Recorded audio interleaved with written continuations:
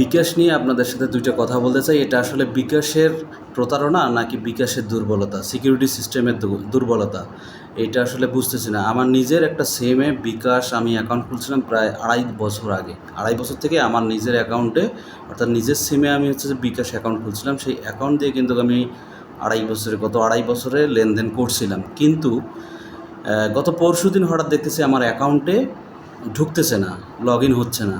তো অ্যাপ দিয়ে ঢুকছিলাম, আবার হচ্ছে যে এমনি ডায়াল করেও দেখি ঢুকতেছে না। তো তারপর কাস্টমার কেয়ারে আসলাম, রংপুর কাস্টমার কেয়ারে আসলাম যে ভাই হচ্ছে যে আমার এই সমস্যাটা আসলে কেন হচ্ছে। তো ওনারা হচ্ছে যে চেক করে দেখলো, চেক করে দেখে বলতেছে যে ভাই আপনার হচ্ছে যে এই অ্যাকাউন্টটা অন্য কারো আইডি কার্ড দিয়ে হচ্ছে যে জাতীয় পরিচয়পত্র দিয়ে অ্যাকাউন্ট খোলা, আর আপনার এটা সম্ভব না, এটা অ্যাকাউন্টটা রিকভারি করা কোনোভাবে সম্ভব না। তো তখন আমি বললাম যে আসলে আপনার আমার সিম আমার কাছে, আমি 2.5 বছর থেকে ইউজ করতেছি, অন্য কেউ কীভাবে হচ্ছে যে এটা খুলতে পারে।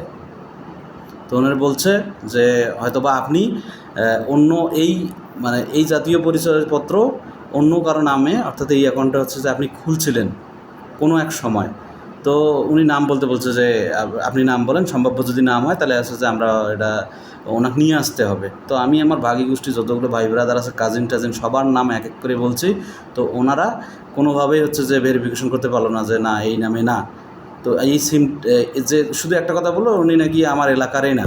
তো আমার যদি এলাকার না হয়ে থাকে তাহলে আমি কার আইডি কার্ড ইউজ করছি? এটা তো এতদিন ধরে আমি আমার আইডি কার্ড ধরে ইউজ করেছে অ্যাকাউন্টে চালাচ্ছিলাম। তো এইটা কেন হবে? ওরা সঠিক সদুত্তর জানাতে পারে না। আমি যখন বারবার বলতেছি যে সিমটা আমার, আর আমার সিমে যদি অন্য কেউ অ্যাকাউন্ট খোলে তাহলে এই অ্যাকাউন্টটা হচ্ছে যে সিমের অ্যাকাউন্টে চালু আছে, কিন্তু আমি লেনদেন করতে পারতেছি না, উনি করতেছে। তাহলে হচ্ছে যে সিমটা তো ওনার কাছে থাকার কথা, তাহলে আমার কাছে আছে, উনি হচ্ছে যে কীভাবে এই সিমটা বা এই অ্যাকাউন্টটা চালাতে পারে, বিকাশ অ্যাকাউন্টে চালাতে পারে। তো ওনারা হচ্ছে যে হ্যাঁ বাতাবা বলতেছে। তো আমি বললাম যে আসলে আপনাদের তো সিকিউরিটি সিস্টেম খারাপ।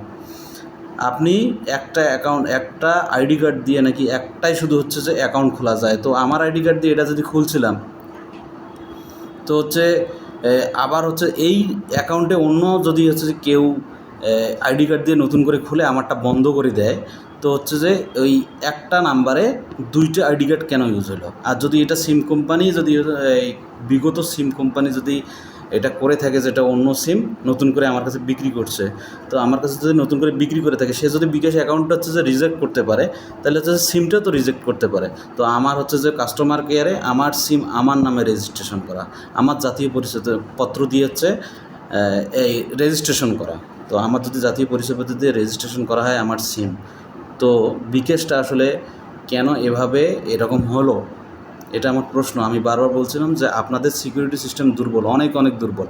আপনারা হচ্ছে যে এই হঠাৎ করে কেউ আসলো, তার নতুন আইডি কার্ড দিয়ে একটা নাম্বারে হচ্ছে যে অ্যাকাউন্ট খোলার জন্য, একটা রানিং অ্যাকাউন্ট, সেই রানিং অ্যাকাউন্টটা হচ্ছে যে আপনারা রিজেক্ট করে ডিঅ্যাক্টিভ করে তার অ্যাকাউন্টটা হচ্ছে যে খুলে দিলেন, অথচ সেই সিমটা রানিং চালু অন্য কারো নামে, আর হুট করে একজন আসলো তাদের নামে বেটে।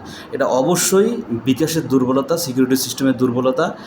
আর এই কাজগুলো করতেছে, আমি যেটা বুঝলাম, অবশ্যই বিকাশের মানে যারা জড়িত, এই কাস্টমার কেয়ারে যারা জড়িত, যে এজেন্ট না, যারা হচ্ছে যে এই কাস্টমার কেয়ারে সার্ভিসে যে জড়িত, সার্ভিস দিতেছে কাস্টমারদের সার্ভিসে, তাদেরই কোনো রিলেটিভ বা তাদের পরিচিত কেউ বা তাদের দ্বারাই পরিচালিত কোনো মানুষ বা কোনো লোক এই অ্যাকাউন্টগুলো হচ্ছে যে এভাবে রিজেক্ট করে নতুন অ্যাকাউন্ট চালু করতেছে। তো আমার এই অ্যাকাউন্টে টাকা ছিল, সে টাকাটাও মার, এবং এই ঘটনাটা প্রায় ঘটতেছে, আমি অনেকের কাছ থেকে শুনতেছি, এবং আমি নিজে ভুক্তভোগী, আমার নিজের ঘটনা এটা। তখন থেকে আমি বিকাশকে আসলে ওনারা বলতেছে যে আপনি অন্য একটা সিমে করেন। আমি বলে আমার দরকার নেই, এই পর্যন্ত হচ্ছে যে শেষ।